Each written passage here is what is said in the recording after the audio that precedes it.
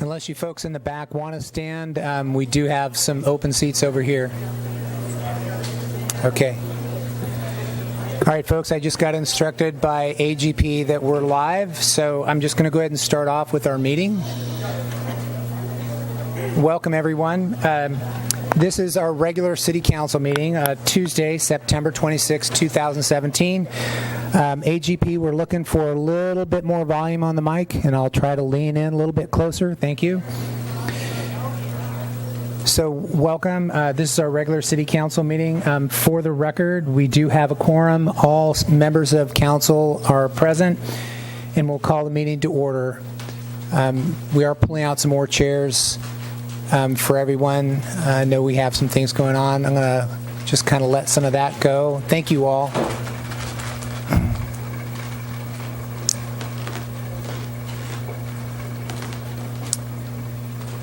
And just as we get started with the chairs, maybe we can start off with the first part of our meeting and just take a moment of silence. Thank you.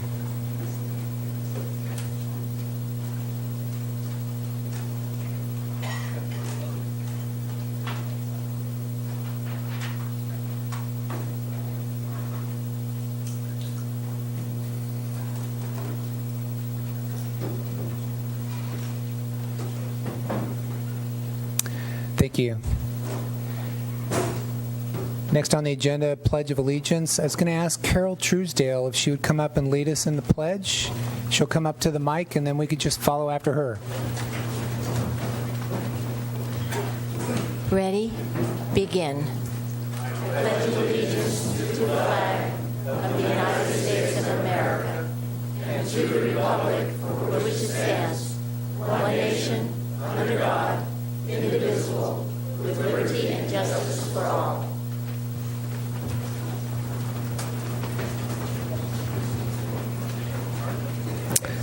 Thanks, everyone.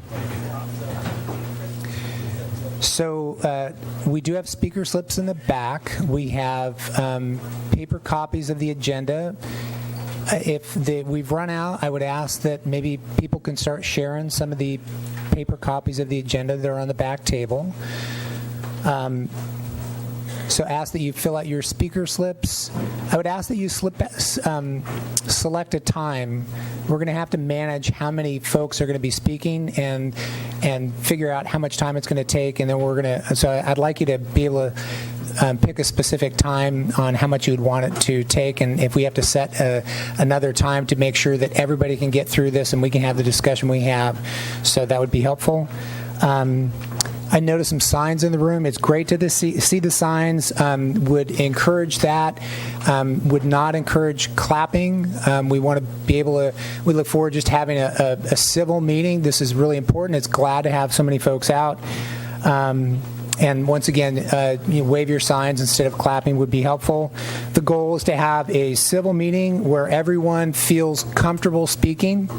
And if we're speaking and have differing views, please allow those folks with differing views to speak and feel comfortable enough to come to the mic and go back and sit down.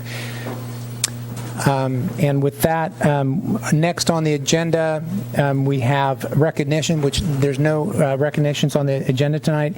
Closed session report. We had no closed session, nothing to report out. And then mayor, council members' reports and announcements. And I just want to start off on that.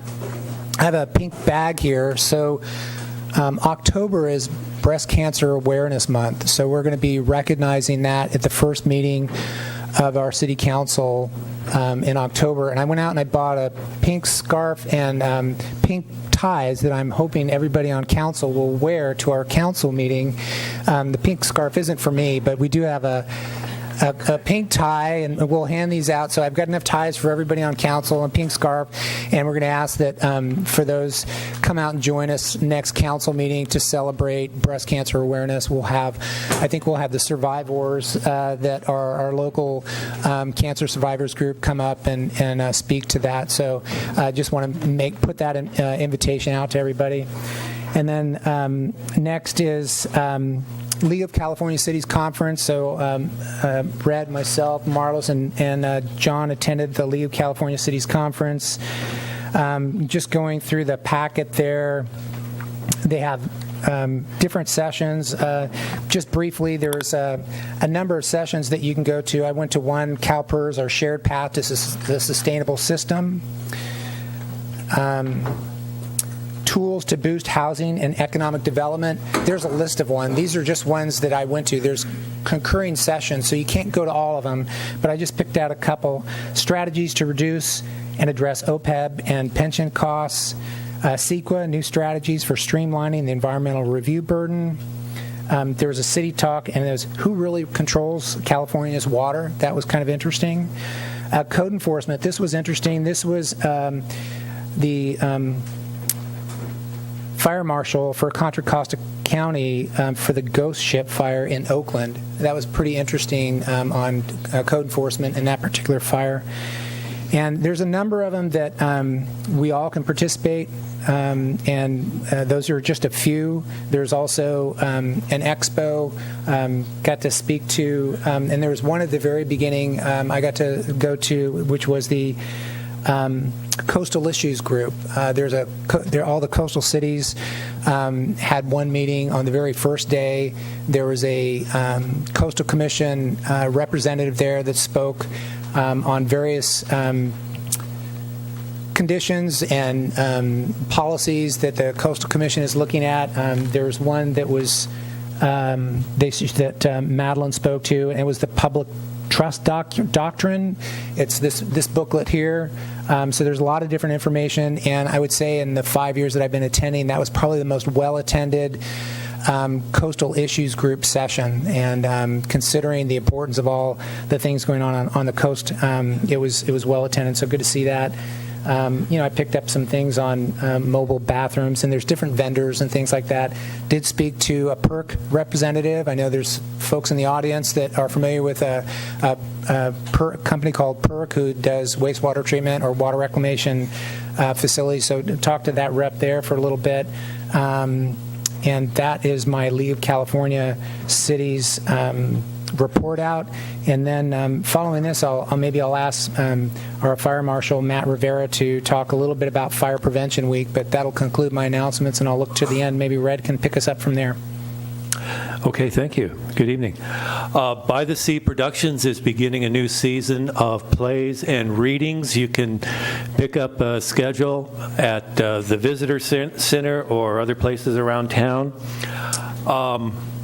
The community pool is going to have its official opening ceremony on Friday, October the 6th. And it is going to be known henceforth as the Morro Bay High School Aquatic Center. So at 3:30 on October the 6th, the women's senior national team athletes will attend, and rather than do a ribbon cutting, they will do a water splash. And then after that, the public is welcome to tour the facility. So if you're ready to see the new pool, October 6th at 3:30. And I will have office hours this coming Saturday, September 30th, from 9 to 10 o'clock at Sun and Buns. That's 9 to 10 a.m. So that's all. Thanks, Red. Matt? John? Thank you. Good evening. I realized that it was political suicide to schedule a town hall meeting the night after tonight's meeting. So I just wanted to announce that I changed my town hall from the 27th to October the 4th, Wednesday, at the community center at 6 p.m. or 6 p.m. to 7:30 p.m. To give us all a little bit of a rest in between this meeting. So my topic will be the costs of attorneys' fees, and to look at historical costs and current costs and give you some information. Many people have asked about that, and I plan to present that as well as the usual open forum, ask any questions that you want. So that'll be the 4th, 6 p.m. at the community center. You're out at 7:30 sharp. Thank you.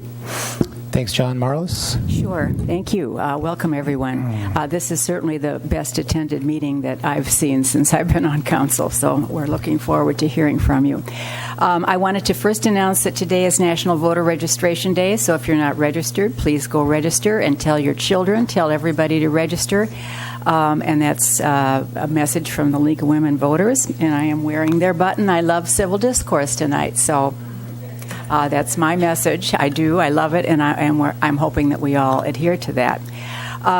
This coming Saturday, October 7th, is that this coming, or is it 2 weeks? 2 weeks from now, okay, is the Harbor Festival here in Morro Bay, and as you know, we've changed the format of it, and it's free admission. There's lots of special events, and it goes from 8 until looks like 4:30 at night, and it's Friday, Saturday, and Sunday. Live entertainment, lots of booze, lots of things to do. So celebrate our harbor. Also, I noticed that in your packet is a proclamation for Sea Otter Awareness Week, which is, we're in the middle of it now, and I announced it at the last council meeting that State Parks is sponsoring a number of activities down at Target Rock. They're there every day from 10 to 2, and there's exhibits, and there's people who will talk to you and explain about the importance of sea otters to our community. So. And I also wanted to talk a little bit about the League of Cities conference, because I attended some great sessions, but I will wait and do it at a future council meeting when I'm better prepared. Okay, thanks. And with that concludes our announcements, but wanted to turn to our fire marshal, and maybe he can give us an update on Fire Prevention Week. Matt? Thank you.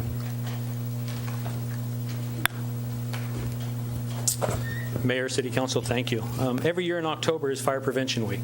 This year's theme is Every Second Counts, Plan 2 Ways Out. This program works to better educate the public about critical importance, developing a home escape plan and practicing it. A home escape plan includes working smoke alarms on every level of the home, in every bedroom, near every sleeping areas. It also includes 2 ways out for every room, usually a door and a window, with a clear path to the outside meeting place, like a tree, light pole, street, mailbox. That's the safe distance from the home. Home escape planning is one of the most basic and fundamental elements of home fire safety and can truly make a difference with life or death in situations. In conjunction with Fire Prevention Week, the Morro Bay Fire Department will be presenting the Firefighters and Safety Education Program to elementary school children and pre-grade children's 1st through 5th grade here in the local area. The Firefighter Safety Education Program, or also known as FICE, reaches out to both the public and private schools to educate each kid each year about fire and burn safety and prevention. Morro Bay firefighters will be teaching children the basics on what to expect and what to do in the event of a fire. Children are also given printed information about fire prevention and safety to take home to show their parents, with the request that the family review the fire safety together. Also, this October 12th is the San Luis Obispo County Fire Chiefs Burn Relay that supports the Alicia Ann Rouge Burn Foundation. The Burn Relay for the past 25 years has visited elementary schools throughout the San Luis Obispo County. The donations that are collected during this relay help support burn victims in our communities. One example of many services that are provided by the Alicia Rouge Burn Foundation is Champ Camp. Champ Camp is a week-long residential summer camp experience for children burn survivors from the age of 5 to 17 who have been treated as California hospitals and are current residents of California. Each year, approximately 130 children attend this camp. Champ Camp is free to all burn survivors and is fully staffed with medical doctors, nurses, program staff, volunteers, and counselors, many of whom are burn unit nurses and doctors, and also have been burn survivors and also firefighters. The main focus of the camp is for the burn survivors to have fun and just be kids away from the medical burdens and procedures and financial hardships that they have. Camp provides a safe environment where the burn survivors can play, learn, grow, and make new friends. In support of the Fire Prevention Week, I encourage council members and staff to stop by Del Mar Elementary School on October 12th at 12:50 in the afternoon to witness the firsthand the burn relay that provides supports for these children and their families. All the information I talked about tonight is on the back table if anybody would like that information. Thank you. Thanks, Matt. October 12th at what time? 12:50 at Del Mar.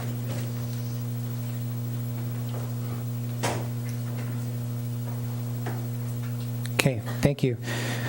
Next on the agenda, we have presentations. I'd like to invite Mary Gardner up to present a proposed fare increase and seek public comment. And this is with the RTA. Welcome. Thanks, Mary. Thank you, Mayor Irons, council members, and staff. Thank you for making time for me on your agenda tonight. I have a couple slides. If they get there. My name is Mary Gardner. I'm the marketing manager for the San Luis Obispo Regional Transit Authority. And we are proposing a fare increase to help fill a budgetary shortfall. Cash fares have not been raised since 2010, and I don't think it would surprise you to know that expenses have gone up since then. And if you show the next slide, it'll show our prices. So our base cash fare will increase by 25 cents, and it'll increase by 10 cents for seniors, disabled, and kids who are K through 12. If adopted, the RTA board fare increase would be implemented on December 31st, 2017. And right now, RTA is seeking comments for the proposed fare changes through public forums. We've had 5 of them. Last one was tonight. Anybody can fill out a survey at our website on slorta.org. They could email us at info@slorta.org, which is on the next slide. You can call me at 781-4472 or come to our next public hearing, November 1st, RTA board meeting, and it'll be open for public comment then. So mine was brief. Thank you for your time, and I'd be happy to answer any questions if you have any. Any questions for Mary? Seeing none. Mary, thank you very much. Thanks for taking the time to come out to Morro Bay. And with that, that concludes our presentation. We'll go into public comment. Give me a second. I'm trying to get through our speaker slips, and we have public comment. We're going to invite Rick Gallegos up to speak for the business spot for the Whitecaps, and then we have some public comment slips, and we've got a lot for item C2. So, I feel compelled to maybe set our time for public comment to 2 minutes for our general public comment at this time, so we can get through this. So with that, I'd invite Rick Gallegos up to start us off for public comment, and then I'll start going to the speaker slips. Thank you. Mayor, Council, thank you. Good evening, everyone. My name is Rick Gallegos. I am the youngest president of the Morro Bay Whitecaps Community Band, the official band of Morro Bay. The band was established in 1984 with one goal in mind: to bring music to the community. For years, volunteers have congregated here at the Morro Bay Veterans Hall to practice music. In fact, I am standing in the very spot that I practice with them with my slide trombone. I've been playing with them since 2009 as a Morro Bay High School junior, and on I've continued playing trombone through Cuesta, Cal Poly, and now I'm in my final quarter as being a future teacher of America. And also now, as the president of the Morro Bay Whitecaps, it is my duty and honor to serve the Whitecaps as their representative to the public. And just to give you a quick update of what we've been doing, well, first of all, we've been playing around doing our little summer concert series on the Embarcadero. And then we've also, for the first time ever, played for the autism camp in San Luis Obispo, playing for students with autism. And then we'll soon be playing for the Morro Bay Trick or Treat downtown parade. We won't be marching, though. And then also, if you're really interested in playing with us, you can come by this Saturday, 10 o'clock. Be there with your instrument, or if you don't have one, that's fine. We'll give you one. Thank you. Rick, thanks very much. Appreciate it. Next up is Jeff Bacon and John Elliott.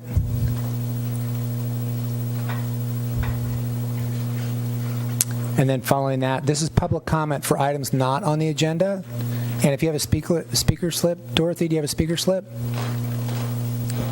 Hi, I'm Jeff Bacon. I'm a Morro resident, and for the last 4 years, it's been my pleasure to back up John on the Halloween trick-or-treat event for the kids. The amount of adults and everybody that get into the city to new shops and stores is incredible. We'll keep this down to a minute. John? Good evening, Mayor, Council, staff. John Elliott representing the Halloween Trick-or-Treat Committee. This year there's going to be a haunted house at the police station, and basically I'm going to be going around getting the business to participate. So when I come to your door, if you could give me your information this year, I'm going to get an email list and phone numbers of all the businesses so that hopefully we can email out next year and save a few days of walking around town. If you have prizes, if you're a business owner and you want to give prizes for the costume contest, we would encourage that. And that's the flyer, and I'm going to keep it short today. Thanks, John. Thanks, you guys. Next is Erica Crawford.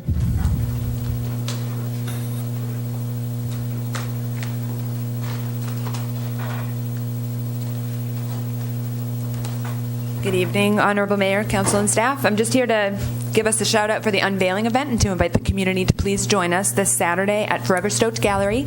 It's the only opportunity to see all the boards in one place. So this year we've got, to kind of commemorate the push that the festival has made into the county, we have wine provided by Alta Colina Vineyards out of Paso Robles, and cider provided by Bristol's Hard Cider out of Atascadero, and then our local Morro business, Lolo's, will be doing the food. So please, everybody come 5 to 8 at Forever Stoked. And we also are doing a ribbon cutting this Thursday at 11 a.m. with Scott Andrews and the Slow Jazz. They just have joined our chamber, and we're just going to stand down in the Giovanni's parking lot and snap a picture and cut a ribbon to commemorate them joining us for their first concert this weekend. So, thank you. That's it. Thanks, Erica. Ron Reisner, Morro Bay Sings. Do you have a flyer there to put up too? Okay, great.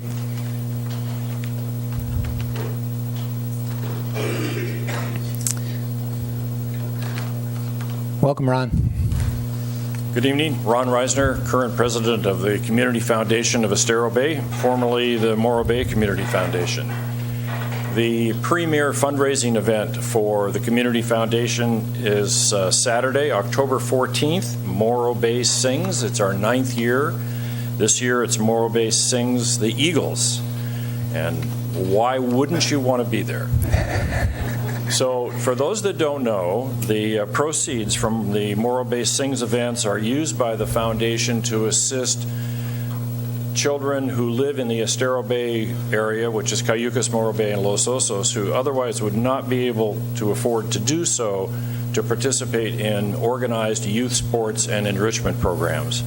The foundation's been doing that since 1992.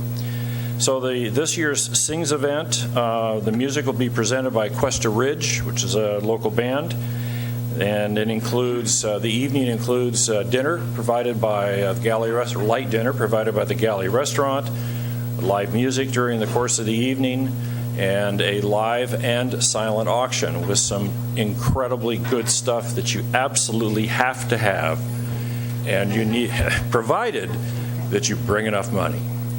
Remember, it all goes to get the kids on the field, on the court, or in the water. So you can, as you can see from what's up on your screen right now, tickets are $40 per person. You can get them online. You can get them from the foundation's website. You can get them on our Facebook page, or you can get them at the door, and you can buy a table for 8. All the tables are rounds. A table for 8 for $350, and that comes with a complimentary bottle of wine. And there is a no-host bar, wine and beer. And remember what the money's for. Bring your wallet. Thank you. Great, Ron. Thanks. Next is Barry Rand's Lighthouse Bike Event.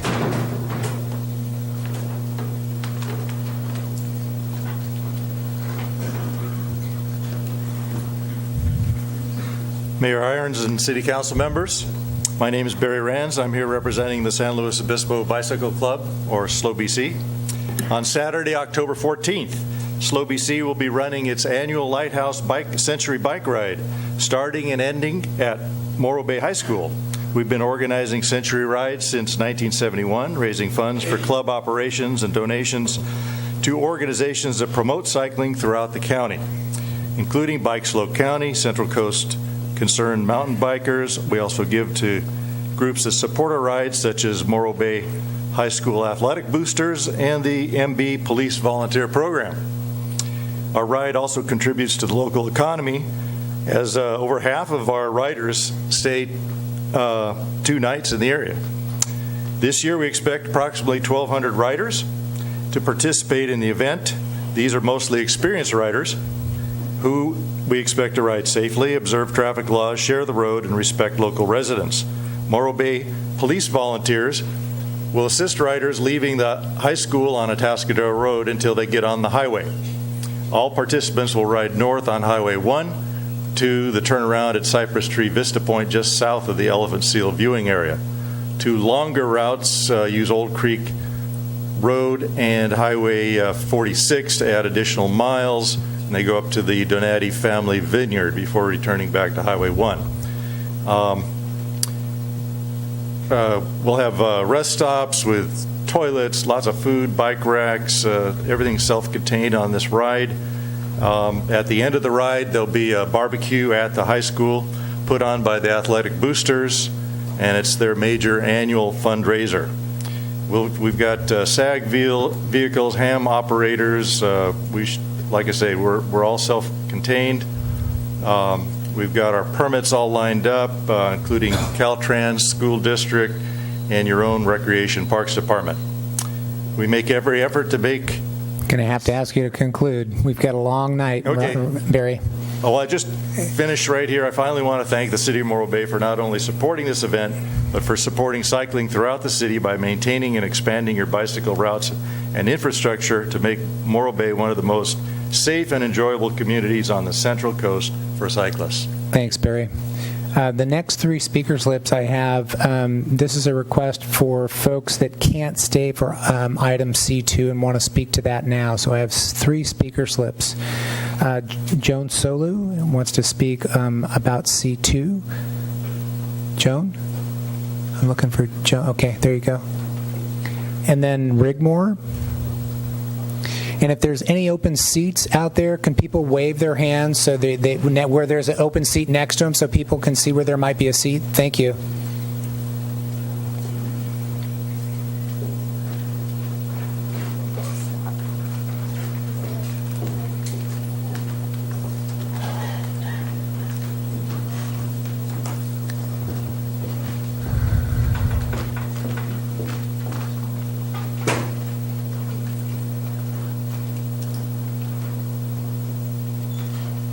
Sorry, I'm waiting for AGP. There we go. Hi, my name is Joan Solu, and thank you for taking my comment. I don't envy your position as you move forward with a decision on the wastewater treatment plant. My husband and I own a small inn here on the Central Coast, here in Morro Bay. There are 37 motels in Morro Bay, and I'd like to talk to you tonight about their contribution based on the 2015 Prop 218 approved rate increase. The number of motel rooms per the City of Morro Bay TOT report was 916 last year. The City of Morro Bay occupancy per that report was 63%. The number of rooms occupied per day then, therefore, was 577. In 2015, the 2015 Prop 218 increase effect on the sewer rate per occupied room per day is $4.99. This is just the sewer rate alone. This does not include water. The number of rooms occupied per day, 577, with the sewer average rate at times $4.99 per day, comes out to a sewer revenue to the city per day from 37 motels of $2,880. The sewer revenue, then, if you take that per day revenue of $2,880, and you multiply it times 1 year, you get an annual sewer revenue to the City of Morro Bay from 37 motels of $1,051,065. What becomes staggering is when you think of those 37 small family-owned businesses and you multiply that out over 30 years.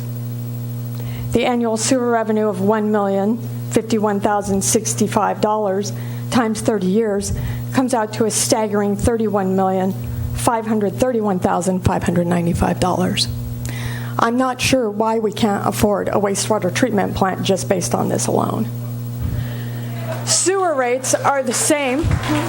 So if we can keep it to waving instead of clapping, we've got a long ways to go with public comment, please. Sewer rates are the same per occupied room, whether the room is the Anderson Inn or Motel 6. Please keep that in mind as you move forward with your decisions. I'm going to leave you tonight because I don't believe I need to say anything else. I just need to leave you with this slide. Thank you very much. Thanks, Joan. Next is Rigmore. Folks, we're going to never get through public comment if everybody has to come up and speak, and it's just interrupting people that want to come up and speak. Please allow people to come up and speak and feel comfortable. That would be respectful. Thank you. Rigmore, thanks. Good evening, Mr. Mayor, City Council. My name is Rigmore, resident of Morro Bay. I will not stay, so I will make my comments now. First, I want to give a big appreciation to Walter Heath and his great volunteers for planting the beautiful geraniums down here at the Embarcadero. Then, I hope you will approve the license agreement with the Maritime Museum. I look so forward to see a great museum at the Triangle a lot. Regarding the sewer plant, of course, I have an opinion like everybody else. I know your council members and the staff have spent lots of years and time to look into every issue more than most of us. So, since you got elected to City Council, you get paid to be disliked and to make the hard decisions, and we should all accept those decisions. I think we have had more than ample time to express our views and to let off steam, and it's now time for you to choose a site and let us move forward. The longer we wait, the more it will cost, the more uncertainties, the more upset people around us, etc. Soon we don't have neighbors left we can talk to. Anyway, seems to me that the South Bay Boulevard site is perfect. Ample amount of land for future wishes, no neighbor issues, ready seller, etc. Starting on a new site to save $10 or $20 on the sewer bill for all the uncertainties and time seems futile to me. The savings would probably be eaten up by time delays anyway. I did like the Rigetti site, but I do empathize with the neighbors there.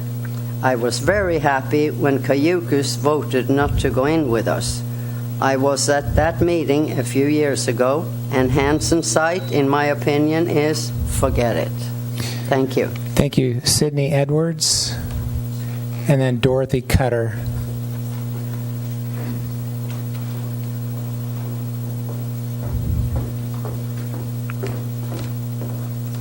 Good evening. My name is Cindy Edwards. I'm the chair of the Morro Bay Chamber of Commerce and a resident, but I'm here tonight as a business owner.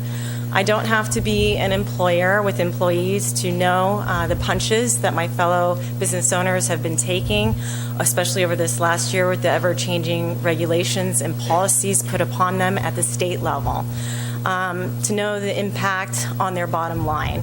The relocation of the wastewater treatment plant is one large example of that. We can make adjustments for the rate increases that we know about. It's the ones that we don't know about that may happen in the future that I think is a big concern as a business owner. And we can look at the relocation in terms of costs now, but those are always fluctuating, and we can look at it in terms of estimates now, but those are just estimates.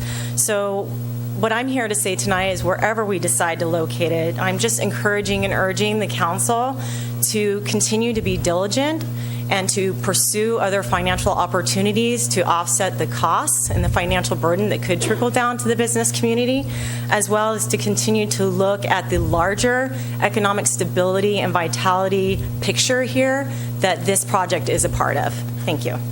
Thanks, Cindy. Dorothy Cutter. And then Marla Jo Sadowski. I'm going to ask if Marla Jo can come up and thank you, and that way we can keep things going. And then after Marla Jo is Richard. Richard, thanks.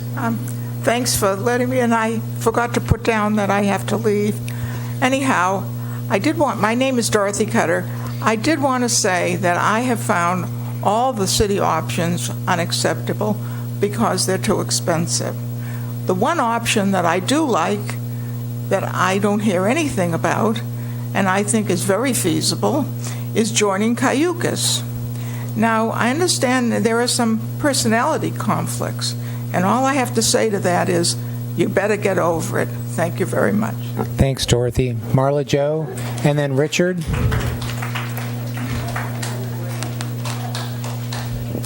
Good evening, Marla Jo Sadowski, North Morro Bay. And I've come in this evening with a request that this council imagine that they're seeing through the eyes of elderly people who are on fixed income, single parents, full parent households with people working 2 or 3 jobs just to keep their rental and the expense that they have to run a house. Those people may not be here tonight, and I would like to be a voice for them. The cost of the sewer plant has just skyrocketed beyond belief. These people maybe don't have internet, so they couldn't write you a letter. They don't maybe have TV because that's not in their budget. They don't have satellite. They don't have these things. We had the RTA increase fares today. A lot of these people don't have vehicles and have to strive to just have the money to get transportation. These are just a few of the things. The thing that the divisiveness that's come about is an illusion when we're looking at the subject matter of toilet, sanitation, and water. That's something that everyone in our community utilizes on a daily basis, and it's a public health issue. It's a right to have water.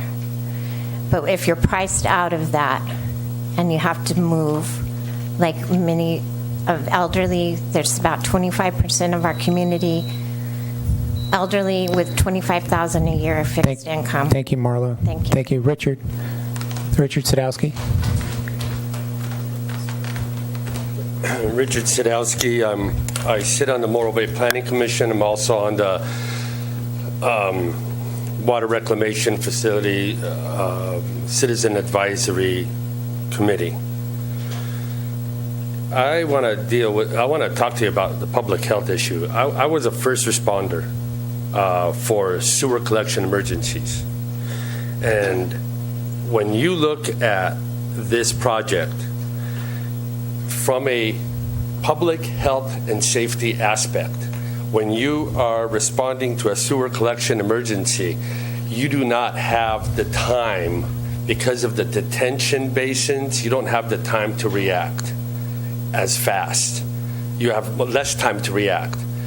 With a water reclamation facility that would be put in at the Hanson site, which is very feasible, you would have not only more opportunity for dealing with emergencies, you would have the outfall that you would remove the sewage off land instead of spilling it all over the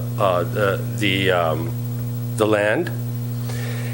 And also the cost, when you go look at the cost of the maintenance operation cost, aren't included in your estimates.